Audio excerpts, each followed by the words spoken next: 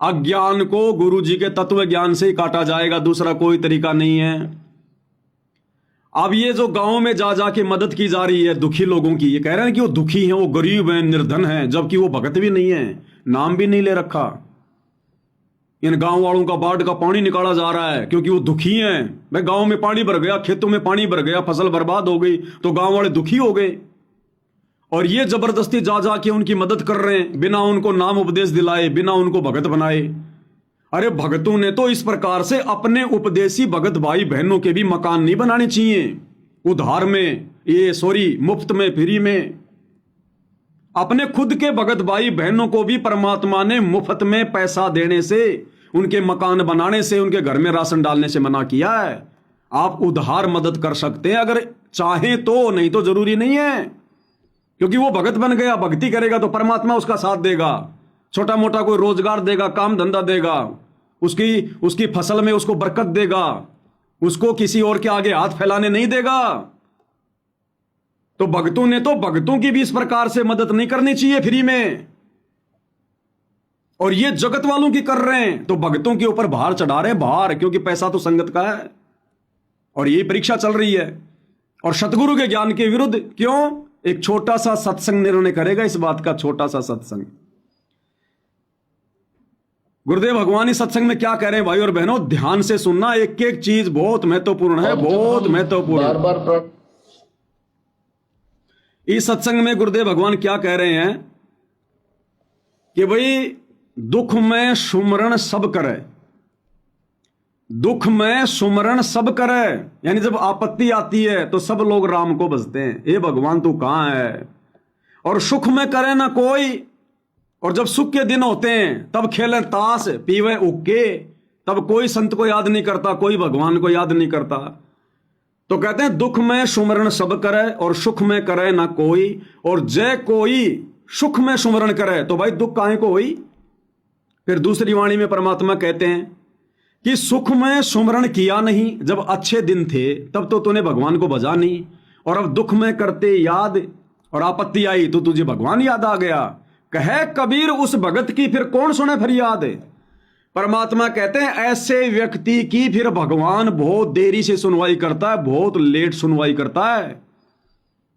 जो व्यक्ति दुख में सतगुरु की शरण में आता है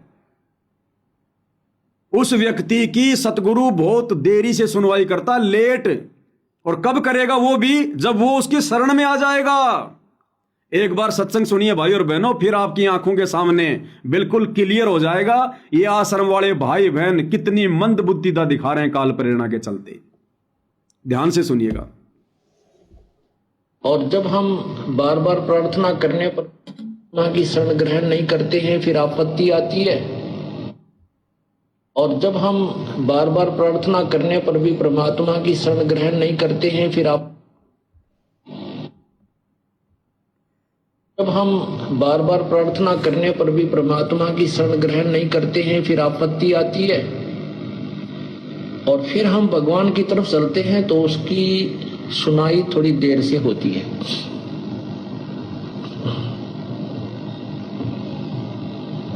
कहते हैं दुख में सुमरण सब करे, सुख में करे ना कोई, और जय सुख में सुमरण करे तो दुख काहे को होए।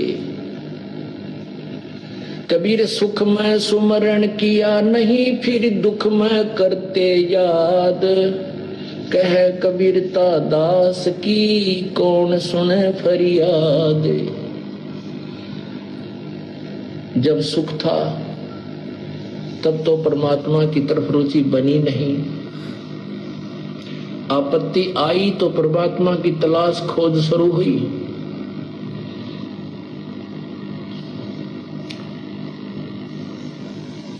इसमें दो प्रकार के प्राणी होते हैं, जैसे ध्यान से सुनना, हमारे भक्तजन जो परमात्मा की शरण में आ चुके हैं वो अपने भाई को, बहन को, बेटे को, बेटी को, पत्नी को, पति को, पिता को, पुत्र को, माता को, रिश्तेदारों को, मित्र दोस्तों को, सभी को कहते हैं कि आप सत्संग में आओ, और पूर्ण परमात्मा की भक्ति करो। उनसे बार बार प्रार्थना की जाती है, जो पुण्यात्मा हैं वो आ जाते हैं, जो नहीं आते हैं तो बाद में फिर उनके ऊपर आपत्ति आती है, भयंकर आपत्ति आ जाती है, कोई रोग आ जाता है या कोई और मानसिक परेशानी, कोई व्यवसाय में घाटा, फिर वो कहते हैं अब हमें ले चलो, फिर सुनवाई नहीं होगी, लेट होगी। तो फिर उनकी सुनाई बहुत देर से होती है। बहुत देर से। एक दुखी व्यक्ति है, उसको पता नहीं, किसी ने कहा नहीं, और वो दुखी व्यक्ति और हमारे भक्त के कहने मात्र से तुरंत आकर के परमात्मा के चरणों में आ जाता है और सच्ची श्रद्धा से पूरे नियमों को निभाता है, उसकी सुनवाई तुरंत हो जाती है। एक हमारे भक्त की मामी जी ने नाम ले रखा और मामा जी नाम नहीं ले गए। उसको बार बार समझाते, पहले ये दास भी घर घर जाता था, तो वो उनके घर ये दास भी गया।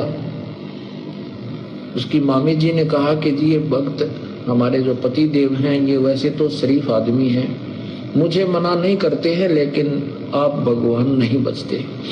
कारण क्या था कि वो फौज से रिटायर्ड था और 5-7 शराब की बोतल उसको कैंटीन से मिल जा करती, वह गुट्टी का चस्का नहीं छूटा था उसको, जिस कारण से उसने उपदेश नहीं लिया। और मैंने भी बहुत कहा, नहीं माना, उठकर बाहर निकल गया अपने घर से।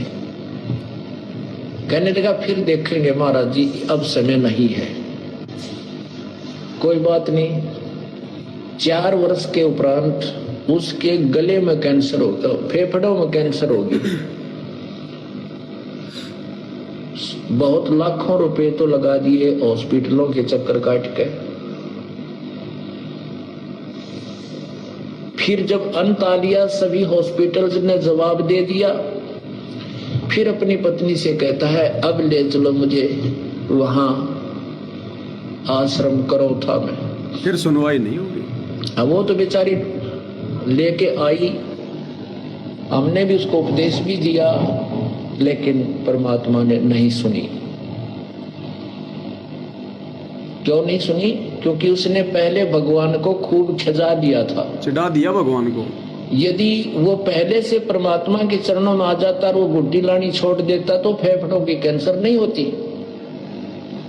हम कितने गिर चुके हैं, हम अपने लाभ को भी ना देखते, औरों की तो हम सोचेंगे कहां। शराब पीकर हम इतने बुद्धिहीन हो जाते हैं। उसके लिए परमात्मा कहते हैं सुख में सुमरण किया नहीं, फिर दुख में करते याद, कह कबीरता दास की फिर कौन सुने फरियाद।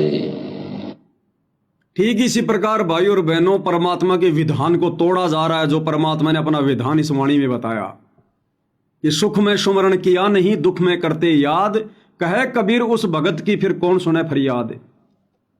और गुरुदेव ने बताया कैसे उस व्यक्ति को समझाने के लिए गुरुजी भी गए, खुद भक्तों ने भी समझाया, लेकिन वो नहीं माना, उससे शराब नहीं छूट रही थी। और अंत में जब उसके फेफड़ों का कैंसर हो गया, तब कहता मुझे आश्रम में ले चलो। फिर गुरुजी कह रहे हैं कि भैया फिर भगवान ने उसकी नहीं सुनी, क्योंकि उसने भगवान को खिजा दिया, क्योंकि भगवान ने अपना संदेशा पहुंचा दिया था, लेकिन वो नहीं माना समय पर। ठीक इसी प्रकार भाई और बहनों, हरियाणा में जिन गांवों का पानी निकाला जा रहा है, जिन गांवों की मकान बनाए जा रहे हैं, राशन पहुंचाया जा रहा है, अन्य फैसिलिटी दी जा रही हैं, क्या इन लोगों तक सतगुरु रामपाल जी भगवान का कभी संदेशा नहीं गया क्या? अरे हरियाणा का तो बच्चा बच्चा जानता बाबा रामपाल कौन है। ये गांव वाले नहीं जानते कि बाबा रामपाल कौन है। करोथा कांड हो लिया, हरियाणा में टहल का मच लिया बाबा रामपाल कौन है। उस समय किसी ने इनके सत्संग नहीं सुने, इनको भगवान नहीं माना, क्योंकि गांव वालों को सुख थे, खूब हुक्का पिया, खूब राजनीति करी। फिर बरवाला कांड हुआ, पूरे देश में टहल का मच गया। क्या हरियाणा में नहीं पता था? इन गांव वालों को नहीं पता था बाबा रामपाल का? इन्होंने कोई सत्संग नहीं सुने, उल्टा बाबा का मजाक उड़ाया, उल्टा मजाक उड़ाया। जैसे बहुत सारे लोग कह रहे हैं ना गांव वाले, हम तो पहले बाबा को गालियां दिया करते थे, हमें सच्चाई का नहीं पता था, तो लोग गालियां दिया करते थे उनको जब वो सुखी थे। फिर भाई और बहनों, गांव में आ गई बरसात, बरसात में आ गई बाढ़, और बाढ़ में पूरा गांव डूब गया, फसल बर्बाद हो गई। अब हो गए ये दुखी, क्योंकि सुख में तो इन्होंने संत को भजा नहीं, संत के सत्संग सुने नहीं, सुख में सुमरण किया नहीं, फिर दुख में करते याद। जब इनके ऊपर दुख आया तब इनको बाबा रामपाल याद आया। अब भाई और बहनों, परमात्मा के विधान अनुसार ये परमात्मा दुख में फिर बहुत लेट सुनवाई करता है, बहुत लेट, और उसकी करता है जो उनकी शरण में आ जाता है। जो सुख में नहीं माना, नहीं सुने, और जब आया दुख, फिर आया बाबा रामपाल की शरण में, नाम ले लिया, उपदेश ले लिया, फिर भी गुरुजी कहते हैं कि परमात्मा उस भगत की देरी से सुनवाई करता, लेट। अब ये गांव वाले भाई और बहनों पहले तो सुखी थे, फिर इनके गांव में बाढ़ आ गई, ये दुखी हो गए। अब इन्होंने तो नाम भी नहीं लिया, गांव वालों ने तो, ये तो भगत भी नहीं है, और इनकी तो 1 घंटे में सुनवाई हो रही है, 1 घंटे में। तो ये सुनवाई परमात्मा नहीं कर रहा, भगवान अपने सत्संग रूपी विधान को नहीं तोड़ेगा। ऐसे लोगों की तो परमात्मा बहुत देरी से सुनवाई करता है, वो भी जब उनके भगत बन जाएंगे। तो ये गांव वाले तो गुरुजी के भगत भी नहीं है, और ये शतलोक आश्रम वाले तो इनकी सेकंडों में मदद कर रहे हैं, 1 घंटे में आदेश ले रहे हैं। आ गया गुरुजी का आदेश, भेज दो मोटर, निकाल दो पानी। जबकि गुरुजी सत्संग में क्या कह रहे हैं कि सुख में सुमरण किया नहीं, दुख में करते याद, कहे कबीर उस भगत की फिर कौन सुने फरियाद।